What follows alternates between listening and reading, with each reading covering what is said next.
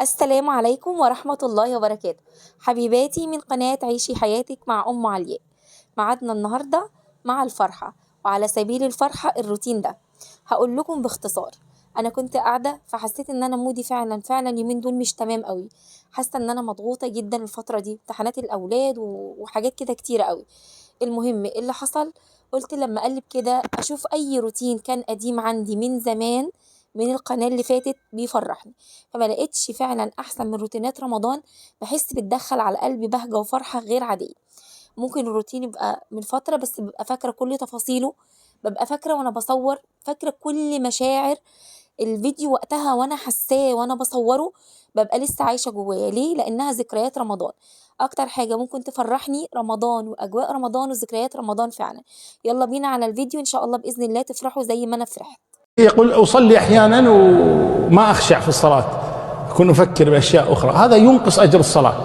كما قال النبي صلى الله عليه وسلم: يصلي الرجل وليس له من صلاته إلا نصفها، ويصلي الرجل وليس له من صلاته إلا ثلثها، ويصلي الرجل وليس له من صلاته إلا ربعها، خمسها، سدسها، سبعها، ثمنها، تسعها، عشرها. يعني بسبب عدم الخشوع أو قلة الخشوع، كل ما نقص الخشوع كلما قل الأجر. حتى قال ابن عباس رضي الله عنهما: ليس لك من صلاتك إلا ما عقلت. فالإنسان يحرص حقيقة، يعني يقاوم نفسه، لازم يجاهدها، لازم يجاهد هذه النفس، إنها الخمس دقائق أو السبع دقائق أو العشر دقائق اللي الآن دخلت فيها الصلاة أحاول إني أخشع، يعيش مع الآيات، يعيش مع الأذكار اللي قاعد يقولها، يتذكر وقوفه بين يدي الله سبحانه وتعالى. هذا إن شاء الله أنها تعود مع الدعاء، يدعو الله تبارك وتعالى أن يزيده من الخشوع ويثبته وكذا. إن شاء الله أنه ما في بأس إن شاء الله تعالى. السلام عليكم ورحمة الله وبركاته، وأهلا بكم في قناة عيشي حياتك. فيديو جديد تشجيعي قوي جدا ويوم جديد من يومياتي في شهر رمضان. حبايبي النهاردة إن شاء الله عايزة أطلب منكم لايك للفيديو لأن القناة محتاجة لايكاتكم جدا. اليوتيوب موقع الاشعارات وموقع الجرس وقفله عند معظم الناس، حتى لو دخلتي ممكن تكوني بتدخلي لي عن طريق البحث او عن طريق بتلاقيني في الاقتراحات، لكن الاشعارات بتاعتي واقعه جدا، وهتلاقي الجرس معظمه مقفول عند القنوات وده دروب عندي في القناه. من فضلكم وقفي جنبي ويفعلوا الجرس من جديد واعملوا لايك للفيديو ده، جزاكم الله خيرا. النهارده يومي معاكم هيبدا من بعد الفجر. صليت الفجر والنهار بيشقشق، ففي شويه حاجات كده بعملها قبل ما ادخل انام. كلنا طبعا ما عندناش دراسه وبندخل ننام في الوقت ده، فقلت هعمل ايه؟ كل يوم بحط دورة الغسيل، ولكن كل يوم ببقى عايزة اعمل دورة الخل. اقول ايه؟ طب دي اخر دورة غسيل وبعد كده هعمل دورة الخل. يروح اليوم كله معدي واجي تاني يوم عشان دورة الغسيل الاقي نفسي ما عملتش دورة الخل. دورة الخل من الحاجات المهمة جدا اللي بتحافظ على دايما الغسيل ريحته نظيفة، ريحته حلوة، والغسيل بيكون مش ملطش وفعلا نظيف، والغسالة بتاعتك دايما تكون ريحتها حلوة. بعملها بإزازة من الخل ومعلقتين من الكربونات ومعلقة من ملح الليمون، بحطهم في الدرج وبشغل على برنامج الخل بتاع غسالة ال جي. المفتاحين اللي هم على الشمال اللي هو اللي قبل الأخير والأخير، بضغط عليهم في وقت واحد وبتاخد تقريبا ساعة وتلت. وبحط بقى إزازة الخل بوزعها على الثلاث فتحات بتوع الدرج. طبعا بكون غسلته الأول، وفي الآخر الفلتر اللي تحت بشده برضو وبفكه، بنزل الفضلات اللي بتكون نازلة من الفلتر كلها. تمام كده؟ دي كده اول حاجه قلت كده مع نفسها. وبعدين هدخل النهارده اعمل قبل ما انام شويه كده تتبيلات. في شويه من معون السحور هنعملهم وهنشوف كده قبل ما انام هعمل ايه تاني. شايفين كميه الرغوه اللي طالعه؟ ده كله طالع حبايبي بسبب الترسبات والصابون اللي يكون متراكم في الغساله، وبتكون قاذورات وحاجات، اي غساله بتكون جواها الحاجات دي. يعني ده انا مش حاطه صابون ولا اي حاجه، ده الرواسب المترسبة في الغسالة اللي بتعمل كمكمة في الهدوم، فلازم نغسلها ونشطفها على طول بالطريقة دي.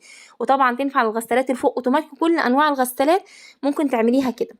كنت مطلعه معايا صدور فراخ تفك، وصراحه ما كنتش يعني ايه مقرره هعمل ايه. هعمل نجريسكو، طب اعمل كبسه فراخ اقطعها مربعات كده كبيره واعمل كبسه فراخ.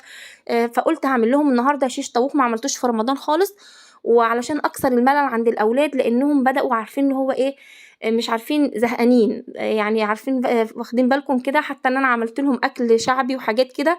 فقلت اعمل لهم حاجه بقى يحبوها يعني. فقلت هعمل النهارده هجيب كده صدرين فرخه وهعمل بيهم الشيش طاووق، وهتبله بطريقه بيطلع ريحته احسن من المطاعم نفسها. شوفي بقى الطريقه بتاعتي. طبعا قطعته كده معايا مكعبات، وبعد كده جبت كوبايه من الزبادي. الزبادي مهم جدا عشان بيديه طراوة وبيخليه حلو بقى، يعني في السوا بيستوي بسهولة. جبت معايا بقى بابريكا وشوية بسيطة من الكركم وتوم بودر، بصل بودر، وشوية بسيطة من الكزبرة وفلفل اسود والملح. نزلت بيهم وبعدين حطيت معلقة من المستردة، لو مش موجودة عندك مش مهم، حطي كمان معلقة من الكاتشب، ولو عندك اللي هو صوص الباربيكيو بتاع المشويات حطي منه، بيديه مذاق حلو قوي، بس ما كانش عندي.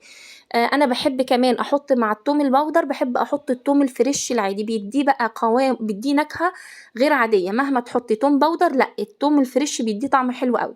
حطيت حوالي معلقتين من الزيت ومعلقة ونص كده من الخل في التتبيلة دي.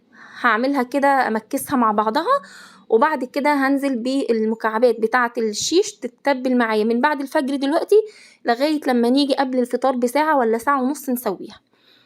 هتبقى حلوة، هتبقى دايبة واخدة في الطعم وزي الفل. طب نفرض ان انتي متأخرة في عمل الفطار، ممكن عادي تعمليها قبل الفطار بساعتين مثلا، ب3 ساعات، هتلحق برضو تتبل وتبقى حلو. بس خلينا يعني صراحة، الفراخ بالذات كل ما بتقعديها في التتبيلة من بالليل كل ما فعلا بيكون طعمها افضل بكتير. هحطها كده في استرتش، احطها على رف التلاجة لغاية بكرة، ودي كده حاجة خلصت منها، علشان لما اصحى بكرة ان شاء الله او ابدأ يومي بقى يعني اليوم بقى العملي من بعد الظهر، يبقى عندي حاجات كتير منجزة. كان عندي كده كذا كوباية من السحور وطبق وحاجات بسيطة، والحاجات اللي تبلت فيها قلت ايه يعني صراحة كنت هسيبهم وادخل بقى، قلت لا اعملهم بقى بالمرة عشان ابدأ اليوم بكرة على هداوة وعلى رواقة كده. حبايبي، كنت عايزة ألفت نظركم وأذكر نفسي وإياكم، يعني علشان في واحدة برضه بتقولي انتي محسسانا ان احنا في حصة دين. مش عارفة ليه الناس لما بتلاقي حد بيتكلم في الخير أو بيذكر الناس أو بيدعوهم للخير، يعني أي حد يتكلم في الغلط أو في حاجات كده، تلاقي الناس بتعمل وساكتة.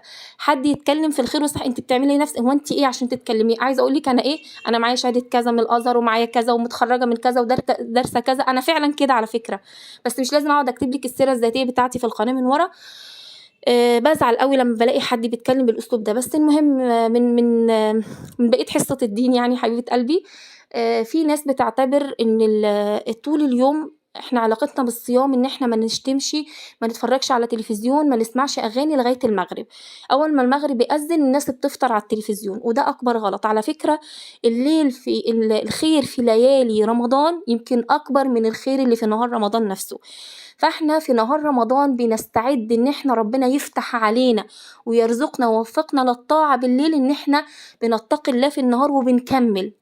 فاحنا في النهار بقى بنحافظ على الصلاة، بنحافظ على الفروض، على بنحقق معنى التقوى في النهار، وبنكمل برضو الليل. فالتلفزيون مش موضوع ان هو هيبقى مش حرام في النهار ومش حرام بعد المغرب. الاغاني لا، ما في، عشان انا صايمة لما افطر هسمع اغاني، منطق غريب ومنطق خاطئ جدا جدا. ده كنت عايزة يعني أنبه عليه، إن ليل نهار زي رمضان نهار، واللي حرام في نهاره حرام برضو في ليله. بس كده. كده خلاص حبايبي، أنا شطبت المطبخ، وده من اللحظات السعيدة على أي واحدة إن أنا أنام والحمد لله. حطيت دورة غسيل بره، خلاص كانت دورة الخل خلصت، وخلصت المواعين بتاعتي وكل حاجة، وصحيت ابني عشان يروح الدرس الوقت بتاعه، وخلاص كل اللي ورايا كده خلص، وهدخل انام لي شويه كده، وبصحى على الظهر او بعد الظهر بشويه كده. باقي الارضيه كده عايزه برضو المعها بالمره. كان في حد بيسالني هي الارضيه دي ده كده خلاص احنا صحينا تاني يوم، هي الارضيه دي عباره عن، يعني انت ملزقاها سيراميك في بعض؟ لا، هي كلها حبيبتي، انت ممكن تكوني مش متابعه القناه من الاول، عباره عن رول كده بيتباع بالمتر كامل وبيتلزق زي مشمع كده. الفلفل الألوان يا بنات الكيلو منه ب30 جنيه، والفلفل الأخضر الكيلو منه برضو في أماكن ب30 وفي أماكن ب20 وفي أماكن ب25، هو عندنا ب20. فالفلفل الأخضر أو الألوان بقى زيه زي الفلفل الأخضر، كله بقى زي بعضه. قلت كده هعمله بقى مكعبات بالشكل ده علشان أبدأ أعمله في العصيان، وده برضو هيعوضني عن السلطة في الأكل، يعني مش لازم بقى سلطة، يعني هو ده الخضار باللي داخل معايا مع القيمة الغذائية داخلة في الأكل النهاردة، يعني بالشكل ده. الشيش طاووق علشان برضو اعمل له مكعبات بصل، بجيب البصلايه الصغيره اختارها من عندي واعملها 4/4، واختار الجوانح كده وافككها من بعضها، بتديني الشكل الحلو في تزيين الشيش طاووق.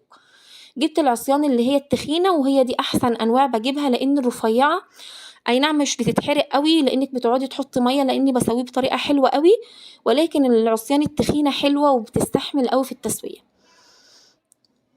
كده خلاص اتبل معايا. العصيان طبعا عندي طويله، والطاسه اللي انا هسوي فيها حجمها مش كبيره مش طويله يعني، فهقصها علشان تاخد مقاس الطاسه او الجريل عندي بالظبط. طبعا طقم الجرانيت ده يا بنات اللي انا هوريه لكم دلوقتي بقاله سنتين عندي ما شاء الله تبارك الله، دي يعتبر السنه الثالثه تقريبا او تم سنتين وداخل في الثالثه. عايزه اقول لكم الطقم ده حلو، كان اسمه سافلون، بس مش سافلون تقريبا مش عارفه سافلون الاصلي ولا كوبي ولا شركه مسميه سافلون وده سافلون تاني مش عارفه. هو حلو كله لحاله زي ما هو، ما عدا الحله بتاعه الرز عشان كنت بستخدمها يوميا، وكان احيانا عليا بتدخل تعمل رز، واحيانا صراحه زوجك ممكن ابقى تعبانه يعمل هو شويه رز كده بعد الاكل، فكانوا بيستخدموا المعالق اللي هي بتاعه الاكل العاديه، فعشان كده اتجرحت. ولكن باقي الطقم زي ما انتم بتشوفوني بطبخ فيه لغايه دلوقتي الطقم كويس، كنت جايباه ب1200 جنيه، ما كانش غالي، بس صراحه اي جرانيت عايزه اقولك يعني صدقا مفيش حاجه تقريبا اسمها جرانيت واو جرانيت لا ده بيبوظ ده مش بيبوظ، كله مع المحافظه. يعني اي جرانيت لو جبتي سعر عادي وعلى القد، بس حافظت عليه وغسلتيه دايما بسبونشة، وحافظت عليه تحطي دايما فيه معالق سيليكون وتغسليه بالمعالق بتاعه التوزيع بتاعته المخصصه، صدقيني هيقعد معاكي سنين. لو جبت طقم ان شاء الله حتى نيو فلام بس برضو مش استخدمتيه ولا اتعاملتي معاه كويس برضو هيبوظ. ده وجهة نظري في الجرانيت عامة. وجهة نظري في الجرانيت تجيبيه هو ولا الاستانلس. لو انت ما عندكيش استانلس هاتي الاستانلس الاول، بعد كده تاني حاجة تجيبيها بعده هاتي الجرانيت. لكن انا صراحة ما انصحش بقى بالتيفال ولا بالسيراميك، الاتنين دول استخدمتهم عمرهم قصير جدا ولازم تحافظي عليهم قوي قوي قوي. الجرانيت مش المحافظة لازم تحافظي بقى قوي، لا يعني اقل محافظة بتنفع مع الجرانيت، علشان البنات اللي بيسألوني. بصوا بقى المبشرة دي كانت عندي من ايام جوازي من زمان، وبعدين باظت تقريبا مثلا بقالها 3 سنين 4 سنين. كان عبد الله مسكها كده، كان قعد عليها وقعد يقف عليها برجليه عشان يطول الرخامه فكسرها. المهم بقى قعدت ادور عليها لما الحمد لله لقيتها، على فكره كانت ب20 جنيه الاول وجبناها النهارده ب55 جنيه. انا صراحه مش لاقيه فرق كبير بالنسبه لفرق السنين، انها لحالها بالسعر ده انا قلت هتبقى غليت قوي، فكده حلو بالنسبه لفرق السنين يعني. المبشرة دي صراحة يا بنات لا غنى عنها، حلوة قوي، بتعمل الشيبسي بتخليه يعني شكله تحفة وبتطلعه حلو، هتشوفوه دلوقتي، وجاي معاها كمان مقشرة هدية وحاجات كتيرة كده، هتلاقوها في كل محلات الأدوات المنزلية. ولها بقى طبعا مبشرة من هنا، ولها بتبشري برتقان أو ليمون، ومن هنا المبشرة العادية والضيقة، ودي كمان بتاعة الشيبسي بصراحة تحفة تحفة. ممكن تبشري عليها خيار عشان تعملي جرنش كده بيه أشكال أو جزر أو أي حاجة. طبعا بتبقي بتستخدميها بحرص علشان ايديكي ما تتعورش بقى لما تيجي توصلي اخر البطاطسايه كده، وعايزه تطلعيه خفيف خف ايديكي، مش تضغطي كده تجيبي قوي لا كده هتطلع تخينه، خف ايديكي هيطلع رقيق معاكي وحلو قوي. الفتره اللي فاتت دي كنت بعمل الشيبسي بالبتاع اللي هي المبشره ساعات، اللي هي قشرة البطاطس او اللي هي بتاعه المبشرة العادية، فيها أماكن برضو كده بس كانت بتطلعه مهري أو متفتفت، لكن ده بتطلعها حلوة قوي. ومن الحاجات الموفرة الأيام دي إنك ممكن تعملي لأولاد الشيبسي في البيت، لأن البطاطس سعرها يعتبر من الخضروات اللي ما شاء الله لسه يعني مش غالية قوي، فبنعمله في البيت. طبعا بحط عليه ملح وشوية من الخل وبركنه قيمة ساعة كده، بيبقى متملح وحلو بيطلع مقرمش وحلو، هتشوفوه دلوقتي. تمام كده اهو.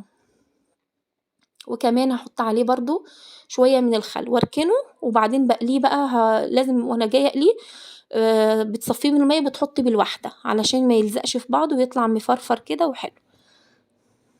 بس كده تمام. هندخل بقى دلوقتي علشان نشوي او نسوي الشيش بطريقه حلوه قوي، من غير ما تدخني الدنيا ومن غير ما تحطيه جوه الفرن ويتحروق، وبطريقه حلوه بيطلع معاكي مستوي وشكله بيكون تحفه صراحه. جبت الجريل بتاعتي، وممكن تجيبي اي طاسه جرانيت او اي حاجه برضو عادي تنفع.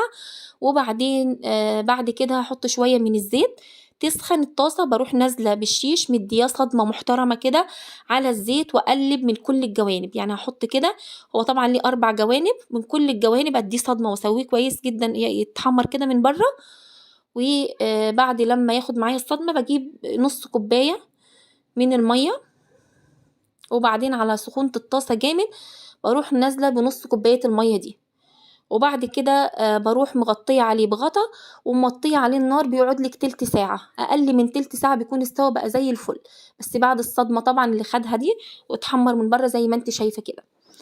عايزة برضو حبايبي أقول معاكم حاجة من الأخطاء اللي بتحصل في رمضان. في ناس كتير جدا مفكرة إن أنا عشان أفطر صايم واخد ثوابه لازم يكون الصايم ده مثلا فقير أو مسكين، وتقعدي تقولي أنا عايزة أفطر صايم بس أنا مش لاقي حد ومش عارفة حد. ده أنت لو خدتي نية إنك بتدي بلح لأولادك في البيت أو لزوجك أو أي حد تعرفيه، العزايم يا بنات اللي بنعملها، العزايم دي ممكن تاخدي فيها أجر إفطار صائم. بس لو إحنا على سبيل بقى إن إحنا بنعزم مودة وصلة رحم ومش في دماغك وما استحضرتيش نية إفطار صائم، لو استحضرتي بقى نية إفطار صائم يبقى وقفتك في المطبخ طول اليوم علشان تعملي عزومة هتاخدي عليها ثواب، تخيلي. فإحنا في حياتنا كلها محتاجين فعلا تصحيح النية مش أكتر. تجري، عارفة تجري بالنوايا بتاعتك مع الله عز وجل.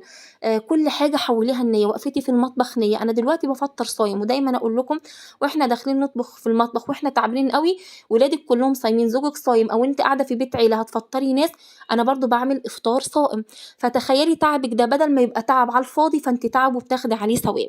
فدايما محتاجين فعلا تحديد يعني ايه تجديد النية علشان إن نحول العادات بتاعة اليوم بتاعنا إلى عبادات. أي عادة ممكن تحوليها لعبادة بالنية.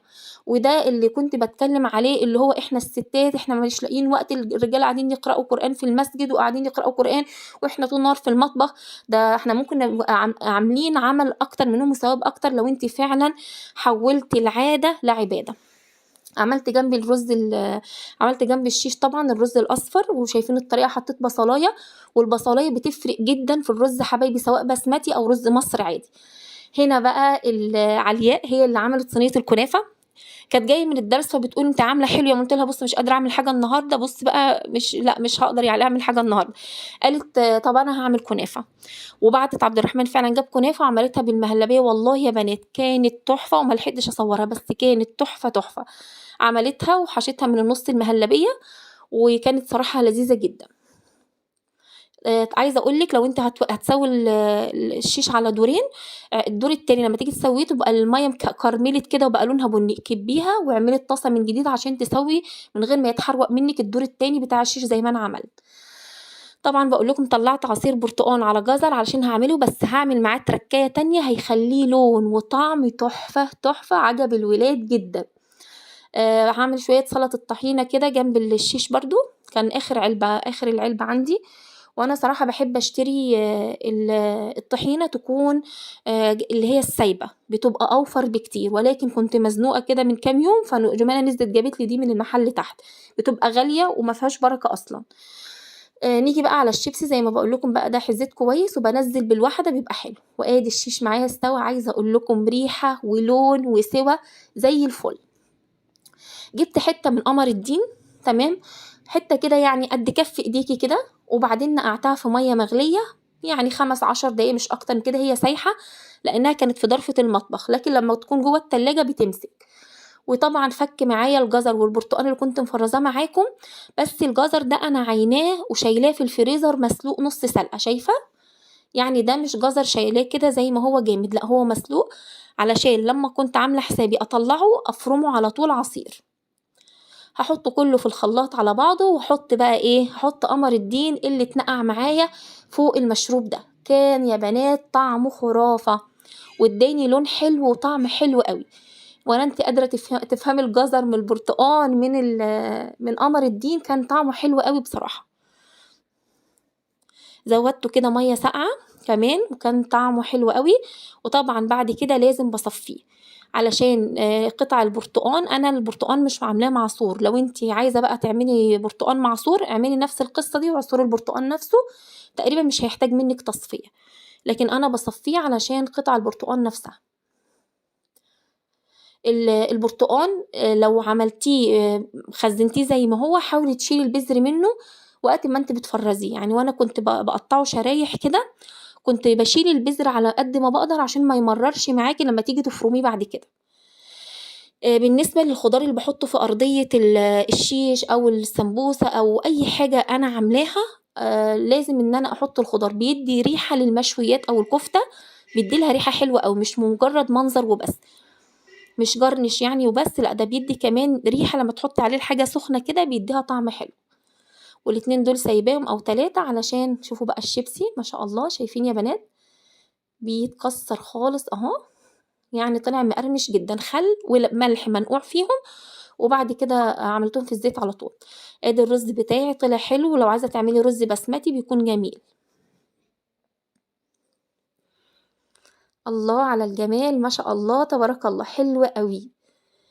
حبايبي ما تنسوش بقى تعملوا لي لايك للفيديو ده، جزاكم الله خيرًا، أنا باحبكم جدًا ومحتاجة تقديركم ليّا وتقديركم لتعبي ومجهودي، وروحي شقّري على الجرس بعد لمّا تشوفي الفيديو، ممكن لو لقيتيه مقفول افتحي الجرس بتاع الإشعارات، لو أول مرّة تشوفي قناتي يسعدني إن أنتِ تشتركي معايا وتنضمي ليّا، كده خلاص الفطار بتاعنا جِهِز، وبعدين بعد كده بنصلّي المغرب، إحنا في الغالب بنكون بنحط الأكل على طول وناكل، وبعد كده بنصلّي عشان بيكون معايا الأولاد طول اليوم في المدرسة ومفرهدين صراحة، وبعد كده بنصلّي وبنروّق الصلاة زي ما هتشوفوا كده دلوقتي الصلاة نضيفة وزي الفل، بنكون بنستعد لصلاة التراويح، أنا ما باصلّيش في المسجد يا بنات علشان عبد الله وجُمانة لو سِبتهم هافضل قلقانة عليهم مين هياخدهم ومين هيقعد بيهم، بيكون عليها دروس بعد المغرب كمان، بس الصلاة في التراويح أصلًا إنها تصلى في البيت كمان بتكون سُنّة أكتر كمان.